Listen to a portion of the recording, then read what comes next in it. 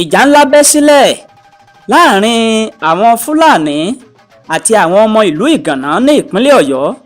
Òkú sùn lọ rẹpẹtẹ, ó kéré tán ènìyàn 10 ọ̀tọ̀ọ̀tọ̀ nínú èyí tí aláboyún kan wà ni wọ́n sọ wípé wọ́n ti pàdé ikú òjijì ní agbègbè Igan-Na ní ìpínlẹ̀ Ọ̀yọ́ nígbà tí àwọn Fúlàní àti àwọn ọmọ ìlú náà tí wọ́n kọjú ìjà dára wọn. Ohun tó ṣokùnfà ìkọlù náà ni ẹnikẹ́ni kò tí ì lè sọ lásìkò tí à ń kó ìròyìn yìí jọ.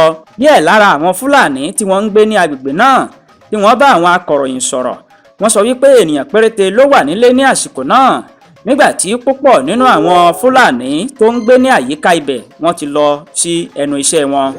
Nígbà tí wọ́n ó fi padà dé ilé ní ìrọ̀lẹ́, wọ́n ní òkú àwọn ènìyàn wọn ni àwọn bálẹ̀ tó sùn lọ bí ọlá Ọlọ́run, tí wọ́n sì tún dáná sun gbogbo ilé tí àwọn ń gbé.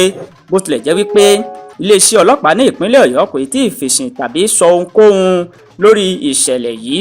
Gómìnà ìpínlẹ̀ Ọ̀yọ́ Seyi Makinde ó ṣàbẹ̀wò sí ibi tí ìṣẹ̀lẹ̀ yìí ti ṣẹlẹ̀, ó sì pàrọwà sí àwọn olùgbé agbègbè náà wípé kí wọ́n fọwọ́ wọ́nú kí wọ́n sì gba àlàáfíà láàyè. Makinde ké sí àwọn Fúlàní náà láti fi ọwọ́ wọ́nú kí wọ́n sì má gbèrò láti gba ẹ̀san. Ó ní ìjọba òun kò ní fi ààyè gba ẹnikẹ́ni láti máa lo òfin láti àpò ara rẹ̀. Àtẹ̀jáde tí akọ̀wé ìròyìn fún gómìnà Seyi Makinde, arákùnrin Táíwò Àdìsá tó fi léde ló ti tọ́ka sí bí Seyi Makinde bó ṣe gbóríyìn fún àwọn Fúlàní tó sì sọ fún wọn wípé kí wọ́n jèbùrẹ́ àwọn olùgbẹ́bẹ̀, wípé kí wọ́n má rò ó lọ́kàn wípé àwọn ò gba ẹ̀san.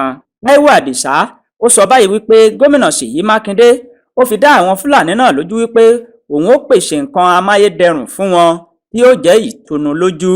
Bákan náà ló gbé oríyìn fún àwọn ẹ̀ṣọ́ aláàbò fún bí wọ́n ṣe yára tètè dìde sí ìṣẹ̀lẹ̀ náà, bí wọ́n sì tètè paná rẹ̀ tí ò fi pọ̀ ju bó ṣe pọ̀ yẹn lọ.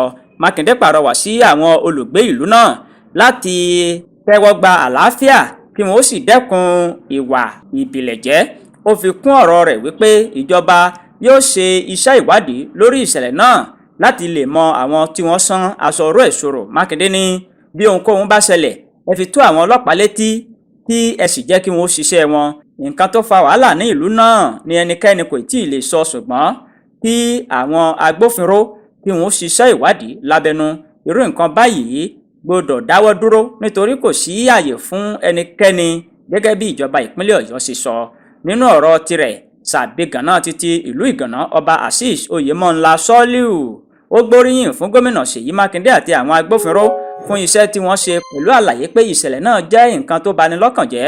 Ó ké sí àwọn olùgbé Igan-Na láti fi àyè gba àlàáfíà àti ìbáṣepọ̀ tó dán mọ́rán láàrin àwọn ọmọ ìlú àti àwọn àlejò. Agbẹnusọ fún àwọn Fúlàní ní agbègbè náà, Sẹ́ríkì Mohammed Yusuf, tó jẹ́ Sẹ́ríkì àwọn ọ̀dọ́ Fúlàní ní ìpínlẹ̀ Ọ̀yọ́ náà ṣe àlàyé wípé àwùjọ wọn fẹ́ràn àlàáfíà, wọn kì í sì tàpá sí òfin.